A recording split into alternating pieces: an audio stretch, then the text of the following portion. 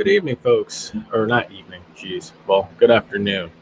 Welcome to Countdown to Kickoff. I'm JPeeps. Uh, I know I'm on here doing this a little bit earlier than usual, but because of a couple of factors at hand, such as like matters that will take place after the show ends and stuff, and plus the fact I'm traveling to Tallahassee Saturday for the game, I had to move it to right now, currently. So with that being said, welcome to Countdown to Kickoff.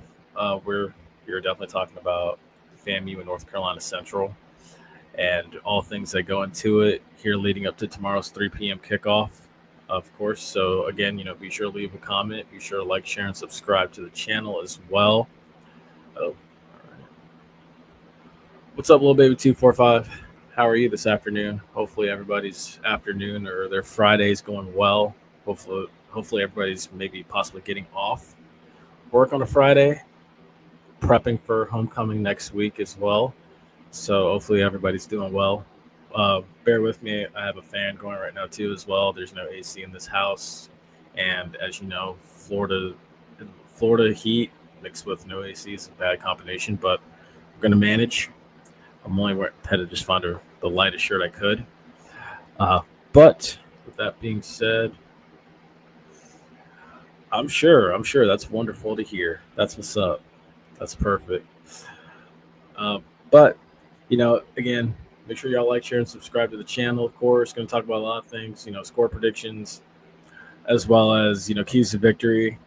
What did we see with North Carolina Central? What did Colzie have to say, to the 220 QB club? What did he have to say in his Monday presser? What did he say on ONG strike zone that may have, tip some people off or anything of the nature? So with that being said, get comfortable, get cozy. If you're driving home from work, go ahead and turn the volume up a little bit higher. But if you are at work, I guess, put your earphones in or put your Bluetooth speakers in. And let's go.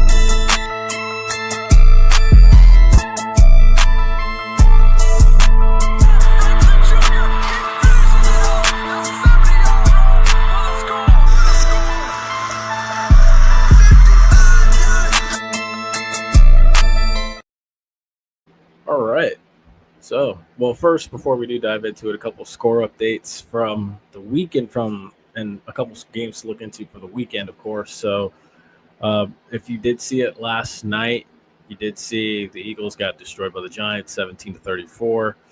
A lot of trouble there in Philly. It was a bad weekend to be a Philadelphia sports fan. Also, too, the Phillies got eliminated by the Dodgers, and then it gets worse from there to top off the hat trick. Florida Panthers, defending Stanley Cup champs, they take out the Philadelphia Flyers 2-1. And then as well, other scores as well. The Brewers go down to the Cubs 6-0 last night. And then the Tigers and the Mariners play tonight at 8:08 is first pitch. Saturday, the Cubs and the Brewers play. 8:08 is first pitch there in Milwaukee. And as well, a couple other games too. This weekend, you have what is Ohio State versus Illinois for the Ellie Buck Trophy. And then you also have Alabama, Missouri, Indiana, and Oregon, Texas and Oklahoma in the Red River Shootout. You also have the SWAC game of the year, Alabama State, Jackson State, which, honestly, at this point, I think winner basically goes to the SWAC championship and possibly Celebration Bowl. And, of course, one you're interested in, NC Central and FAMU. And then, of course, again, Saturday night, Kansas at Texas Tech, Michigan at USC, BYU at Arizona. And then for a little Big 12 after dark. You got Arizona State and Utah. So with that being said, let's go ahead and dive into it. So first things first, what did Colzie say in his Monday presser? So I tried to find Trey Oliver's, but I was unable to as well. So that sucks, but it is what it is. So in terms of Colzie, he basically, came out, spoke about, the cancellation of the Mississippi Valley game, and basically said, we used Thursday, Friday, and Saturday after finding out we're not going to be playing in Atlanta against Valley to prep for North Carolina Central. So I guess they did get an extra 3 days of preparation. Mind you, NC Central, they had a bye week. They used that time, I'm sure, to, heal, get extra rest, get guys back healthy, and then, of course, prepare for FAMU, whereas FAMU also had, at this point, essentially 3 extra days. He also stated, he said, we need to turn it around or my ass won't be here, which, I'm not going to bleep that part out. I'm going to say it as I please. Yes, he's right. You need to turn around or your ass will not be here. I don't think his ass is going to be here anyway come Thanksgiving, but that's another story for another time. He also said we have to be more consistent. 1-3 is not acceptable. Well, he said also we're a D across the board.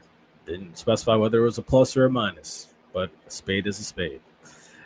He also said, I don't blame the kids, but as coaches, we need to prepare them better.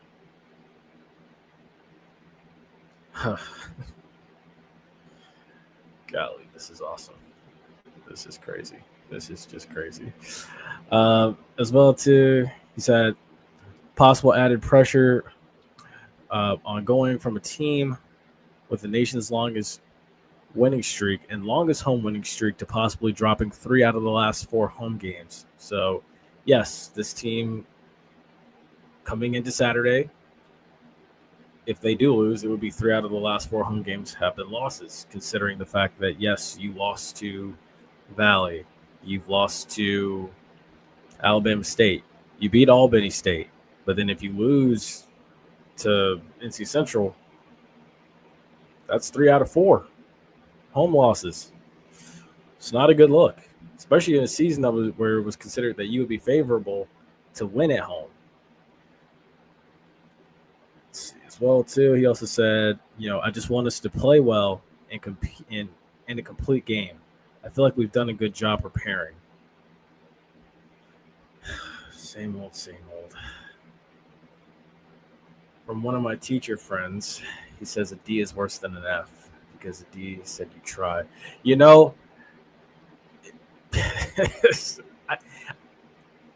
I never thought about it like that. That's actually pretty spot on. This is why I love teachers, and I feel like honestly, y'all deserve a raise because factual things like that. Because that's fact. That's very true. If you're getting a D, that means you're trying, but you're still failing. Yes, I'm gonna have to save that. That's actually a bar. Oh, you wait till I see ace. That's actually pretty good. I'm gonna start that one. Yeah, I like that. But that's correct. Yeah, D's worse than an F because a D shows that you've tried. As well, too, he also stated, we're finally getting 2 of our veteran interior D linemen back, and we have to be assignment and gap sound against NC Central's rushing attack, which I'm telling you, you better be, because this is a rushing attack that can attack you, and they will not let up. They know they are capable of hitting a home run ball at any given time from anywhere on the field. So you better be ready. And the fact, too, that you showed a poor display of, rushing the ball, or not rushing the ball, but you showed a poor display of tackling and playing the run against Alabama State. So, yes, guess what's going to happen? Alabama State, Chris Mosley, they're going to try to pound the rock consistently. If anything, they're looking for this to be a 250-yard day on the ground, possibly 300 as a collective. He also stated, he said, we're eager to be back in Bragg this weekend. I'm sure you are. I'm sure you are. As well, too, when you go back and you look at the 220 QB club meeting from Wednesday, there were a couple of things, and you could tell the anger in a lot of people's voices. that I took away from that. So someone said the buck, the stud, and the boss. Yeah, we don't have any three. We don't have any three. We don't. Sorry, we just don't have it. Vaughn Wilson, who he's been on this platform a couple times, has also stated, uh, he went back and referenced. I'm gonna get to that in a second. He also referenced, he went back to his playing days. He said, "Coach," and this is in relation to Goldie Lawrence basically socking an Alabama State player in front of the referee, getting a personal foul call, and then getting thrown out the game. So he said, Coach Highsmith would have had choice words and said, "Take off my helmet," and head to the locker room. And quite frankly, I agree. And it gets to a point where, you got to say, and then I reference Jimmy Johnson when I say this, coaches allow one of two things: what I coach you to do, what I allow you to do. Which is it at this point? Which is it? I will say we got to be more patient with our rushing and get those back to more carries. We're ranked 11 in the conference, 12th spot. Yeah, and along with that, part of it is teams are loading the box because they're bringing pressure at R.J. Johnson because they know he can't throw it 10 yards down the field successfully. They know he can't. When you give him time, he probably can, but he'll hold the ball too long. So it's like, put the pressure on him, create interceptions, which he hasn't thrown yet, which, kudos to him for doing that. That's what you ultimately want in a quarterback, is to take care of the football. But at the same time, too, it's like, and I expect NC Central to do the same thing. I'm going to load the box. I'm going to get up in these wide receivers' faces as well. And in the minute that he drops back to pass, either I'm going to get a sack, or I'm going to get an incompletion, or a short gain, or I'm going to get a turnover. Simply put. And I would hope this week there's a pass 10 yards plus downfield. Well, more than one, I would hope. But yeah, back to Vaughn's point though, as saying that, again, I get it. I get it as well, like how Vaughn said, it is a different age, but at the same time too, like, yes, there has to be some type of, authority. I'm the coach. I'm here. You're the player. I'm still the adult here. Like, and then also too, you can't throw your coaches under the bus, saying, but as coaches, we need to prepare them better. Well, they are preparing them as best they can, I'm sure, in certain areas. But at the same time, it's like, what's the one position that's holding back this team? I was going to save this for after getting into it, but I will say for the chat at home and those watching, if I showed you this number from a passing perspective, or even if I showed you this number from a passing perspective, or maybe even this one, how many yards? Well, for the first one, 20 of 33. How many yards would you guess the QB threw for in those 20 completions? If you went 20 of 33, how many of those 20 completions do you think are plus yards? Because if I saw that, I'd be thinking, yeah, geez, that guy had a 200-yard day, probably 3 TDs, minimum. If I saw this, I'm thinking, probably a nice little 200-yard day, barely getting over 200. Probably 2 TDs, very successful run game. Or even this one, I'm saying, yeah, you had a nice 200-yard day.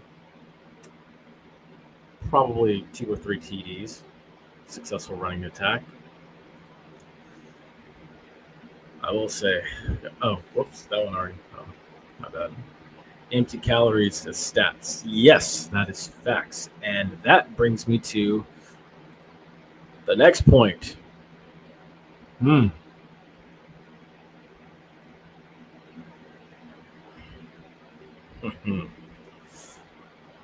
What's up, Kev from Tally? We've got 8 TDs in 16 quarters. That's true. It's not good. It's not the standard. That's not going to cut it here. Because when I look at this and I see these numbers, your leading wide receiver, I'm cool with your leading wide receiver being a tight end. I am perfectly fine with that. But when your leading wide receiver only has 28 yards receiving, that's a problem. When 3 of your best athletes on offense have, less than 10 yards receiving, when Kanari Vulture only has 1 reception for 5 yards, when, Jalen Rogers has 3 receptions for 21 yards, less than 50 yards in total, when Ace Cobb, who I think is still hurt, has 1 reception for 5 yards, that's a problem. That's not getting the ball more than 10 yards down the field. That's what I mean. Yeah, he went 20 for 33. That's not a bad day. It's not a bad day. But you're missing certain things. It's okay to take a risk or two downfield. At this point, honestly, where this team is offensively, it's okay to take a risk. If you throw that ball 60 yards downfield and it gets intercepted and, the guy doesn't return it successfully, that's just about as equivalent as a punt at this point. But this right here from the receiving core, and I don't even blame them, this is not going to win you a lot of football games. It's not. Yeah, you completed 20 passes. Whoop-de-doo.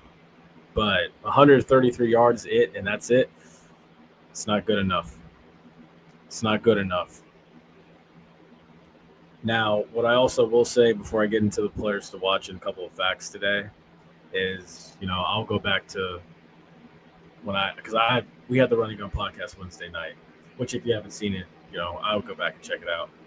But Thursday, I had a chance to watch ONG Strike Zone, their interview with Colzie. And, one second. But the thing is, the reads haven't been there to draw the play. What if I told you that they have? They've been there since the Orange Blossom Classic. They've been there. Because I can point to a few times where there have been guys wide open. But this is also in account to, being able to throw into those tight windows, having success doing it. Sometimes you got to be able to thread a needle. You have to. Especially playing quarterback. Because, look, you're going to take all the blame. You're going to take all the credit. And it comes with the territory of the position. Sometimes you got to find those tight windows. So what do I think is the disconnect? I'm going to be honest with you. I think the disconnect is the fact that I feel, A, he's afraid to make a mistake, and you can't play this game scared. When you play this game scared, you're going to get hurt. 2, I don't think he has the confidence to methodically work the ball downfield. I don't think he has the confidence to get the ball out of his hands quick. I don't. Because a lot of times those little checkdowns are there. You can nickel and dime somebody to death. You can find somebody across the middle and work it downfield and go tit for tat with somebody. But if you don't have the mental belief in yourself to execute plays consistently, because you can be as good of a practice player that you want to be. There's a lot of guys out there that are good practice players. But if they can't translate it to the game field when the lights are bright and when the bullets are live, forget it. Forget it. So I guess what I'm saying is, yes, I think that the disconnect partially is I think he's a good practice player, probably. I think he is. I don't think it translates well to the game. And yep, and that's exactly where we are.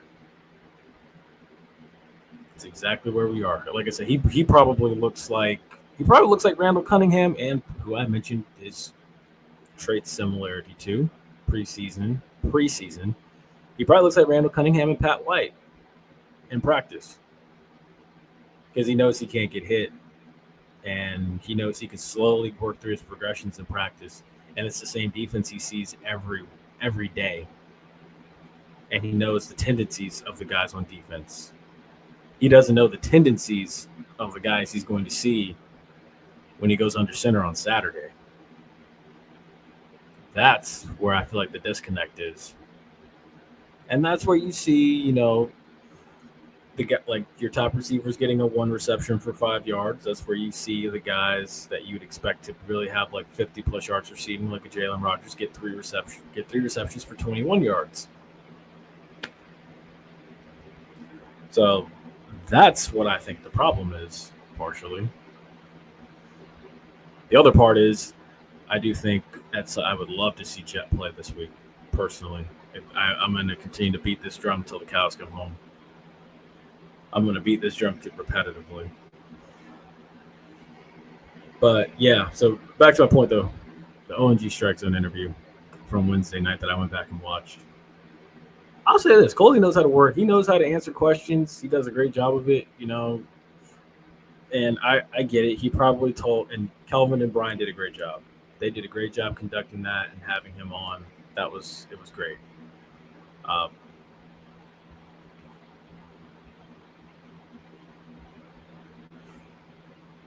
Yep, I would love to see it too. I'd love to see Jet. I'd love to see Tyler Jefferson.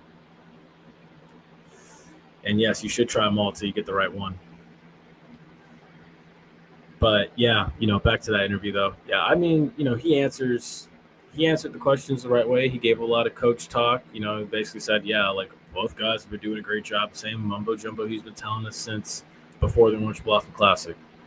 Yes, he's going to say those things. That's the purpose of him covering his own what. That's what he's going to say. But at the same time, too, I did think that there was a bit of a disconnect, and I think with that disconnect, yes, he tiptoed around the quarterback question. He tiptoed around the defensive struggles a little bit. Yes, that's great that you're in the facility late at night trying to get this figured out. I respect that 110%. But if something's not working, much like Kev here has said, try all 3 at some point. Mix it up until you get it right. Because much like Little Baby 245 said, if you get a D rather than an F, that means you're failing, but you're trying.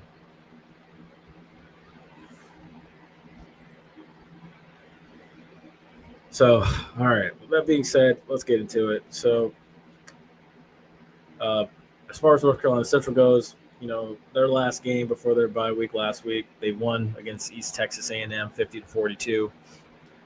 They have not played FAMU since 2019 in the SWAC, and in the MEAC. God, oh my goodness, it's Friday. I feel like he's staying late trying to figure out how to make the same system and players work. Oh my God, I hope not. Because that means at that point you're trying to force something that's not there. Now, in the moment when he did say that, he was going through third down tape and third down scenarios. But, man, I hope that he's not just trying to figure out like how to mix and match and make it work.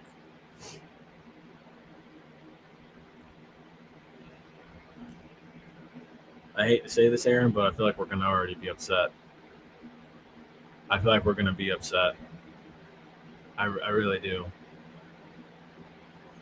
It's not the fact. Now I will say Cam Donald, he did state that the two interior defensive linemen are supposed to be back. So I'm hoping having Cam Donald and company back this week will provide some type of leverage to like not allow that to happen.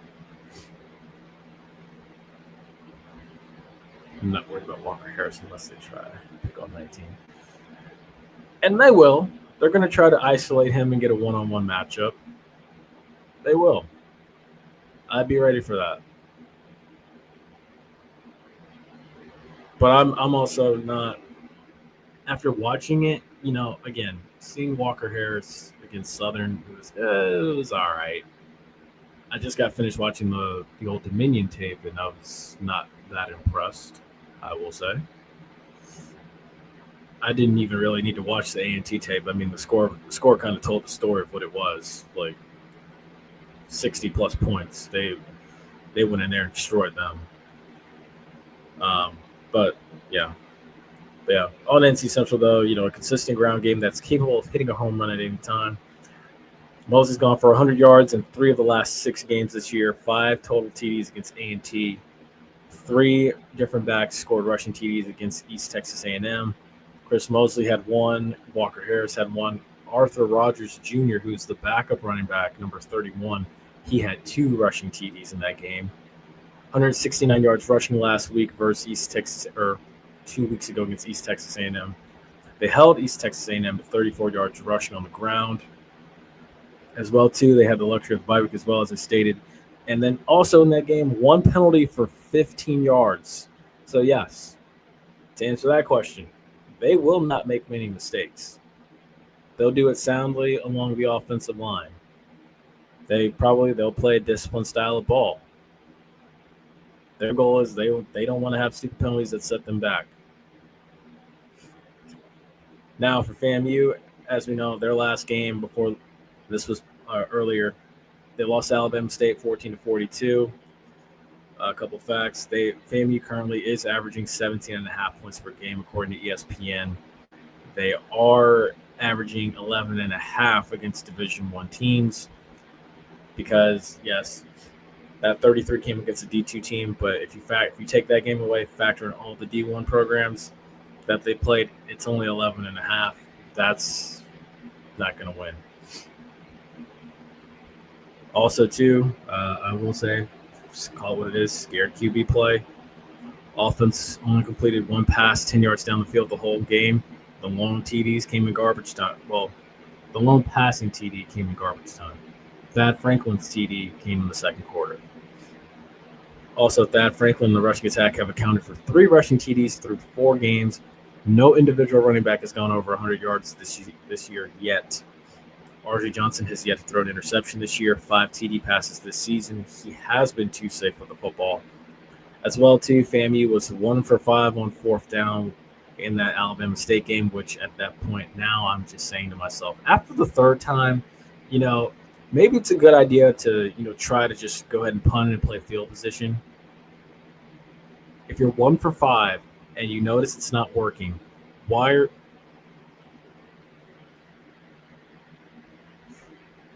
go to the comment section. I'm impressed with Walker. Yeah, and that's the consensus amongst a lot of people. Walker's son of our team, Rashawn McKay, Ryan Stanley.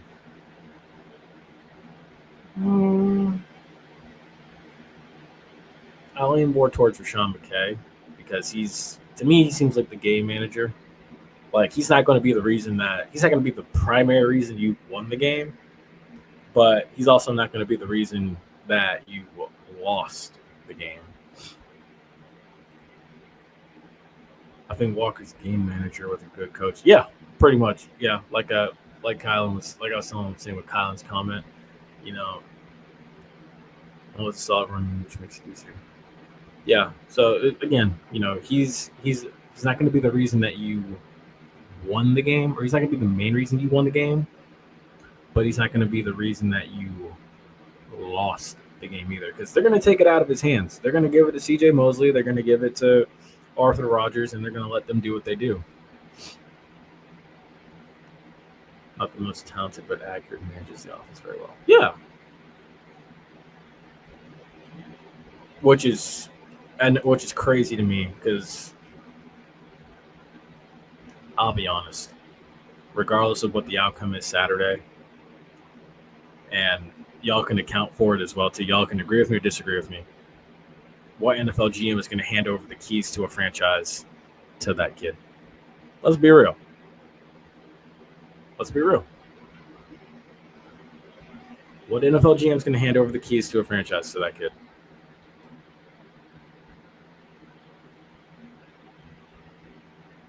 Now, this is also true, too. We could use him right now. We could use Ryan Stanley right now.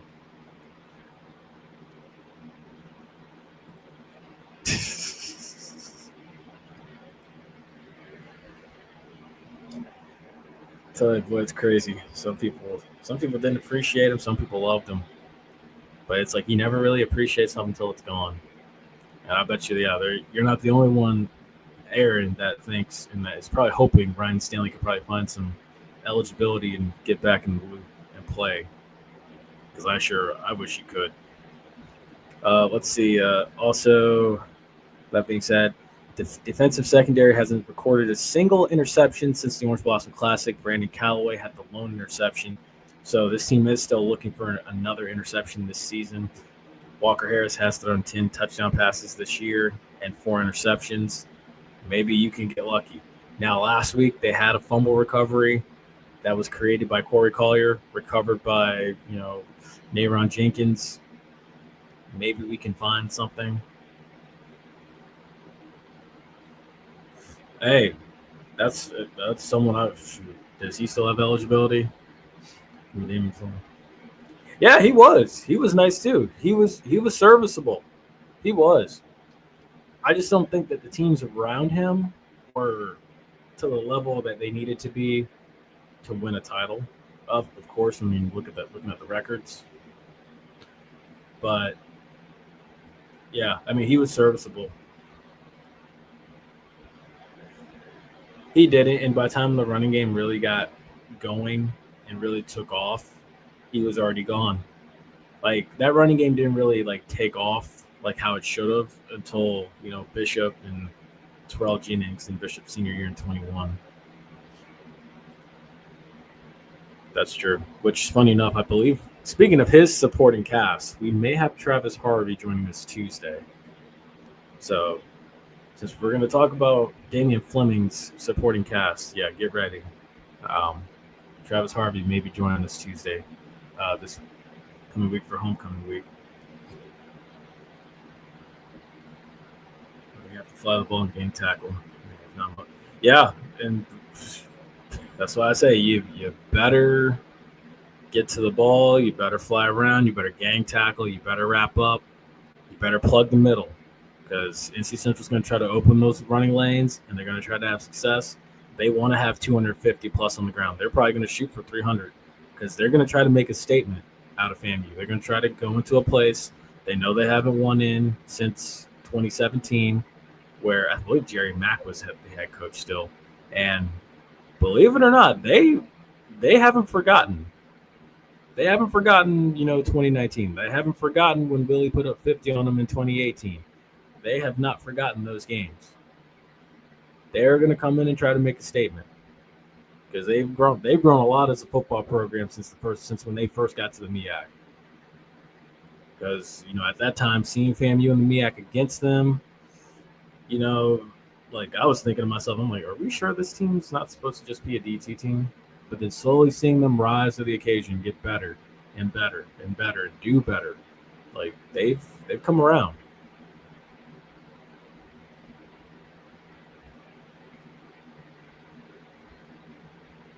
So, okay, so just to clarify, you expected Jet to be like Randall Cunningham and Bo Nix with game reps? Because that's what I expected too.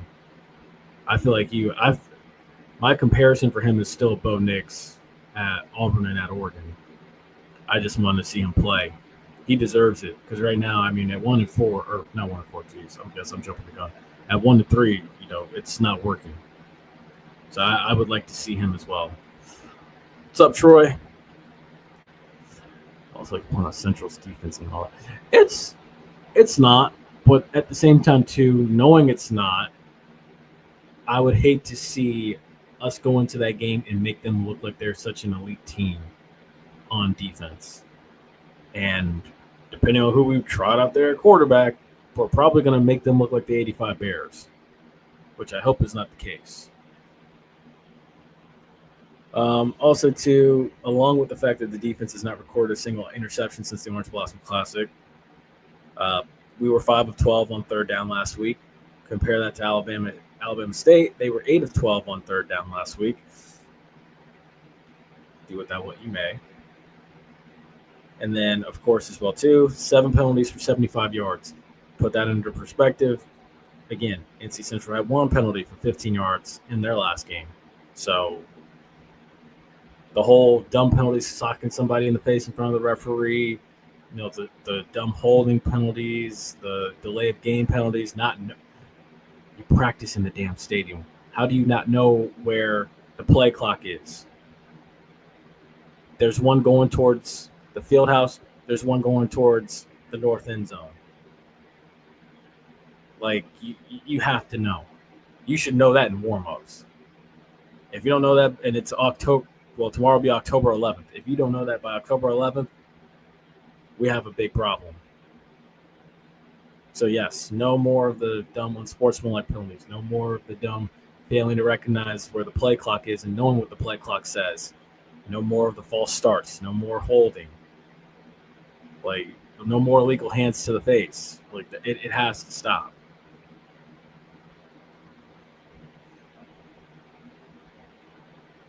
Yeah, it is. It is average. The thing is, against us, are we going to make them look average?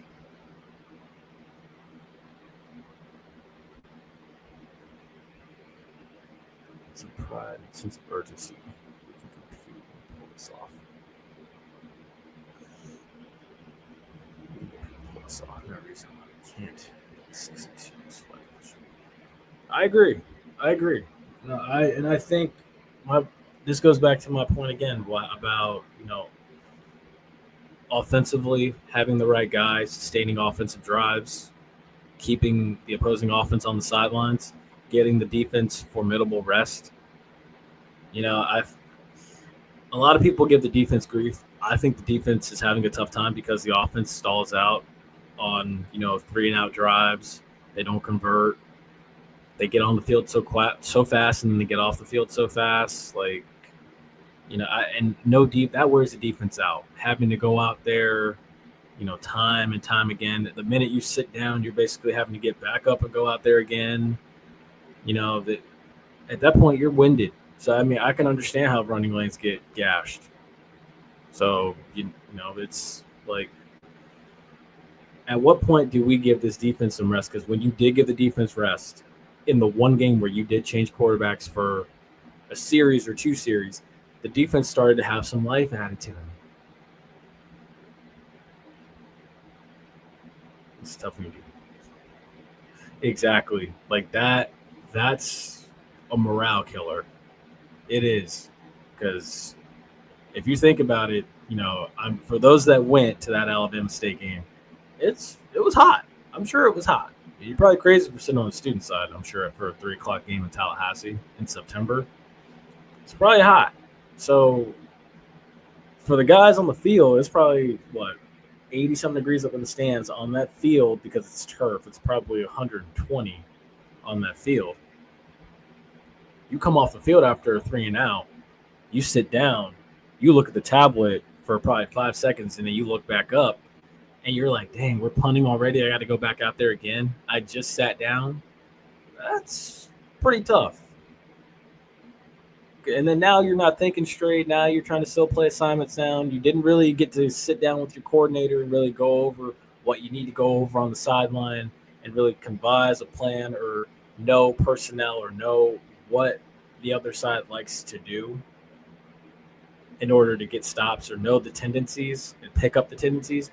Now you're just going out there again and again and again and again and again. Your offense has to sustain. It works one and the same. It's like doing business with somebody. Help me help you. Or should I say, I shouldn't compare it like this, but I'll put it like this. Like, we offer our podcast platform for you guys to chime in and share your thoughts. Like, we create it, we open a window for all of you to watch. Same thing with this offense and this defense. Offense, help the defense go and be great. Offense, help this defense catch their wins, sustain some long drives. We're leading time possession, but I'm not sure I'm broken down the defenses. Which, that time of possession thing is so interesting to me. It really is. Part of it, I feel like, in the last game was because the Alabama State scored so quickly. They scored so quickly that they just scored, gave it right back, and said, "Hey, here you go. Let's see what you can do." And then it's like, all right, we're going to try. And then, all right, boom, punt it right back. Oh, they scored real quickly again. Like, probably, 3 plays into the end zone. Give it right back. Yeah. Oh, yeah, no, I'm sure. As, again, you look at it, Jason Riles, 26 total tackles. Antonio Cameron, 2 sacks. That leads the team. 2 sacks in total leads this team. It leads this defense. Now, I will say, that needs to get better, too. Getting home to the quarterback, rushing. At this point, we are what? This is week 7 of the college football season. Technically week 8, because if you count week 0, it's like 8 weeks now. You have to get home.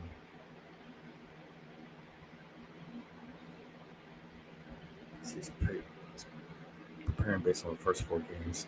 They make the changes we all see. It's at least competitive. Yeah, that's the thing. I'm hoping that they make the changes that are necessary to make them competitive. I'm hoping. Because if you don't, it makes me worry. All right. So as far as players to watch Saturday goes, RJ Johnson, 20 of 33, only 133 yards, 1 TD. Thad Franklin, 13 carries for 75 yards. I'd like to see Thad Franklin getting 90-plus yards. One rushing TD. Kenari Wilcher, 1 reception, 5 yards, which is crazy to me. That should never happen.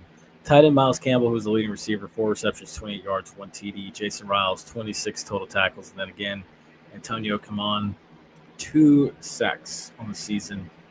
For NC Central, you got Walker Harris, 21 of 32, 288 yards, 2 TDs last week.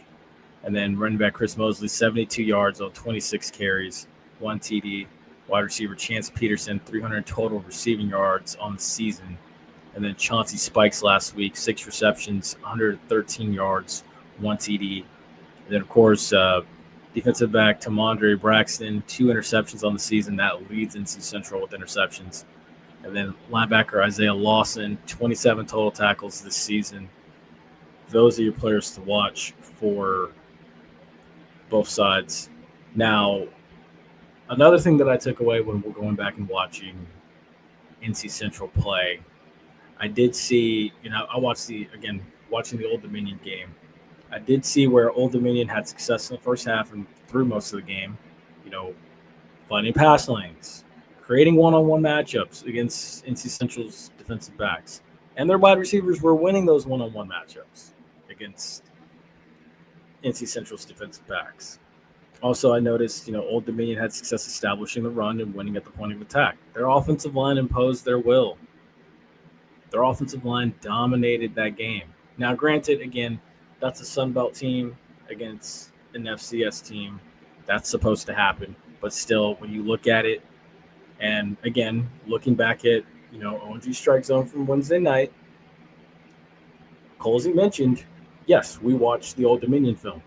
Okay, that's great. Now, how are you going to apply what Old Dominion did and had success doing into your game plan this weekend? That's what I want to see.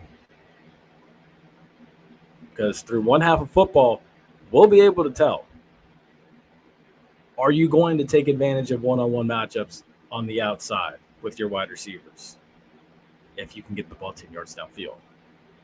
Are you going to try to exploit these rushing lanes that NC Central basically had exploited against Old Dominion? We'll see tomorrow. We sure will. All right, so a couple questions before we wrap this thing up. Okay, how confident is NC Central's defense knowing they may face? I shouldn't be that harsh. How confident is NC Central's defense knowing that they are going to face R.J. Johnson this year? If I'm them, I'd be very confident. If I'm NC Central, I'm coming in there. I'm, again, loading the box, getting up on the line of scrimmage with these wide receivers, putting pressure on them, and I'm going to tell R.J. Johnson, hey, you know what? Beat us. Beat us. One way or another, try to beat us. Because he's had trouble with that loaded box all season so far. As well, too, how do you build off of a lackluster performance from Mosley? Mind you, again, that's against East Texas A&M. They saw the film against Alabama State. They're going to try to run at will and try to have success. They're going to try to open up running lanes and have success early. So if there were, in their minds, if there were ever a game to try to shake back, this is it. As well, too, will they be daring enough to go for it on fourth down? Now, mind you, Alabama State they were 1 for 1 on fourth down because they really didn't get into fourth down situations a whole lot. And when they did, I believe they punted, if they punted at all. But they were also 10 of 19 on third down in their last game. I think if it's favorable, I think that they will try to go for it on fourth down. They probably don't respect this defense. So they're probably going to try it. But now at that point, it's up to Colzie and Kenwick Thompson to devise something to keep them out of fourth and short situations. Get home to the quarterback. You've only got 2 sacks this season. You need to come out of this game with at least 3 to 4 sacks, to be honest with you. That's what I would like to see. Also, too, how does this secondary match up against FAMU wide receivers?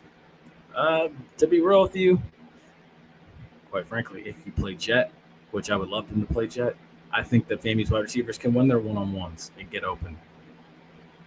But I fear they may not even have a chance to really show what that matchup will look like. And now for FAMU, where's the want to? You see it in bits and pieces. I go back and I see a little bit of the highlights from the Alabama State game, and I say to myself, you see guys like Nayron Jenkins playing their hearts out, Corey Collier who forced a fumble. So if the want to is there in certain bits and areas and sprinkles and pieces, but it needs to be a collective thing. The want to needs to be there from everybody. Who's the person on the offensive side that's going to stand up and say, hey, we're much better than this. Let's start playing like it. Let's start acting like it. Who is that guy? Who's that, quiet leader? Who's that loud leader that's going to step up and say something? One thing I did agree with Colzie on is the fact that, he did say, back when they won the championship in 2023, he said that our vocal leaders, our alphas were Musa and Isaiah Major. I see Jason Riles trying, to be that alpha. I see when I look at that defense, I see, Justice Cross trying to be that alpha and speak up on defense. Where is that guy offensively?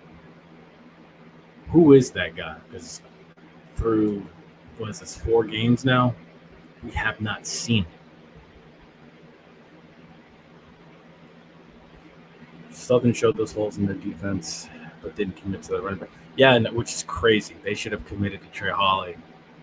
They should have, because I thought that they had success doing it. At the same time, too, I will say Cameron McCoy, I do not think is fit for that offense, if I'm being honest. I think they need to – if they had a good passer, I think that they could have – there would have been a better effort from Southern, I think. But you're correct, though. They definitely didn't commit to the running back. I think if they had, it would have been a better game.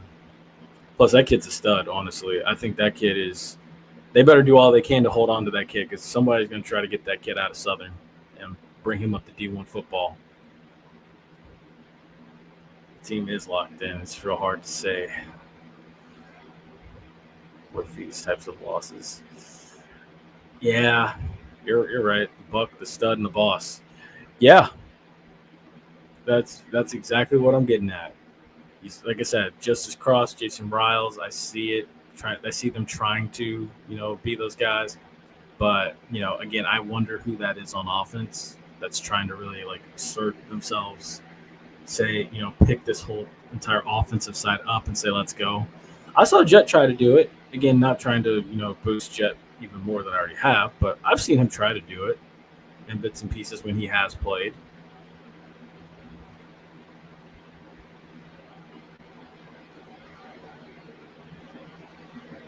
Yeah.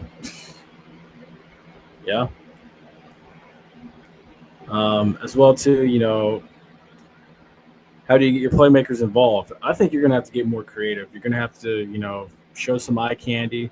I hate to say it, but at this point, try to adopt a little bit of what Gus Malzahn's been doing at Florida State. See if you can. Try to take a little bit of that maybe. Get creative on offense, show some eye candy.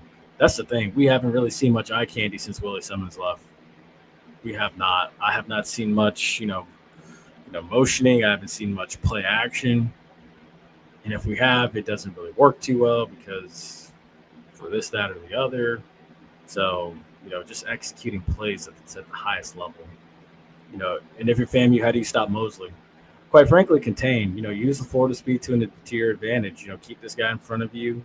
Wrap up, bring your arms, gang tackle. 11 has the football at all times. Stop reaching.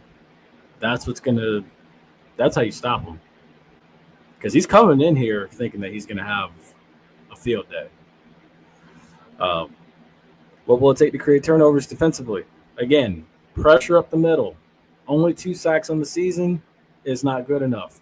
Getting pressure up the middle, getting pressure on the edge, that's how you create turnovers from the defensive side. That's how you, score off of turnovers. That's how you give your offense a short field to work with. If you can get pressure, you will create turnovers. Also, too, who is the leader in the clubhouse holding everyone accountable?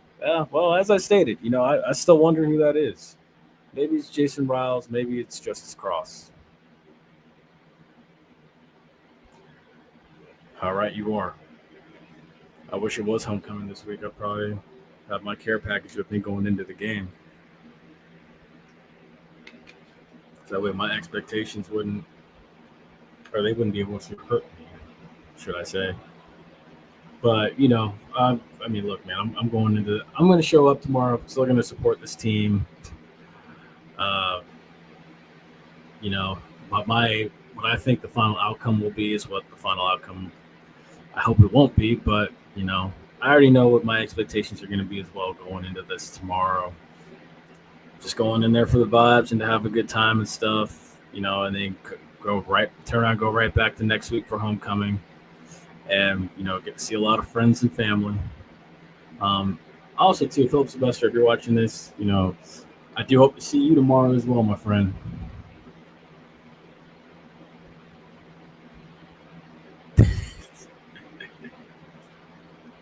I hope we all are flabbergasted tomorrow. I really hope so. But with that being said, I'm going to go ahead and give my keys to victory for FAMU, and we'll break camp from there. So key to victory number 1, stop the run. If they don't establish the run and you force them to pass, I think you have a chance. And then if you do stop the run, again, win at the line of scrimmage, getting pressure up the middle, getting pressure off the edge. Also, too, establish a passing game 10 yards down the field, please, because that's non-existent. If you do that, I think you also have a shot. Now, which quarterback will you do that with? I mean, that's what we have to wait and see tomorrow. And then also, too, the want to from everybody on that team, all 11 guys on offense, all 11 guys on defense, all 11 guys on special teams. want to make the play. Again, I'm saying, I sound so repetitive saying this because I say this every week. Want to make the play, want to make the hard catch, want to make the tackle, want to fill the gap, want to block for the return man, things like that. Want to make the tough throws. Well, I guess you want to, but the question is, can you? So, again, we'll see. And with that, I will go ahead and give my score prediction for tomorrow. So, Ace gave his Friday or Wednesday night. He said Central 48, FAMU 17. Mr. Sasser as well Wednesday night said Central 45. He stole my score. I'm going with the same one. I think FAMU drops this one as well. I think NC Central wins 45-17. I hope that the 17 doesn't come in garbage time, but we'll see. Again, and maybe I need to create two scenarios. You know what? I'll be generous here. So I'll say this: if RJ Johnson plays the full 4 quarters, that will be the final score. Now, if Jet goes in, and if Jet plays well, I think that this will be the final score. So I'll give two scenarios in that retrospect.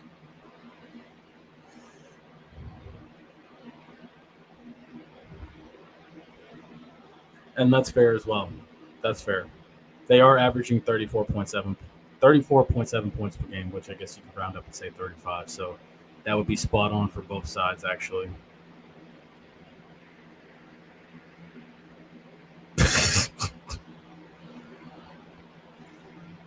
Hey, that's where I'm thinking too.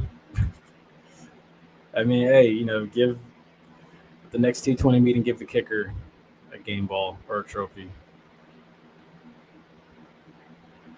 Yeah, like I was telling somebody earlier, I was really hoping that this game would have been on the Hard Rock Bet app because I definitely would have put it down as part of a parlay for this weekend.